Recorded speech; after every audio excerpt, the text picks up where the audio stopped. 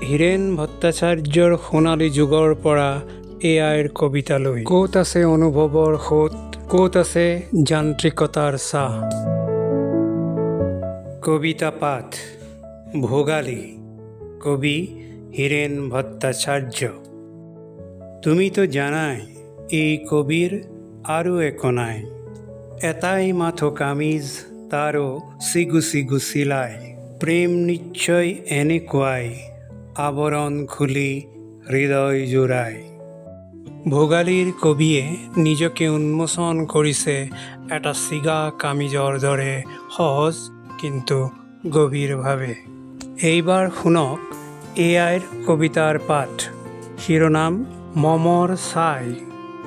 আন্ধাৰৰ কাষৰ পৰা মোৰ নামটো উটি আহে জুইৰ ছাইৰ দৰে নিশব্দে উটি। এআইয়ে সাজিছে ৰূপকৰ জাল, নিখুঁত কিন্তু উশাহৰ নাই নেকি? হীৰেণ ভট্টাচাৰ্যৰ চিগা কামিজ নে এআইৰ মমৰ ছাই, কোনটোৱে আপোনাক স্পৰ্শ কৰিলে? যন্ত্ৰৰ সৃষ্টিত আত্মা থাকিব পাৰেনে? আপোনাৰ মতামত মন্তব্যত লিখক।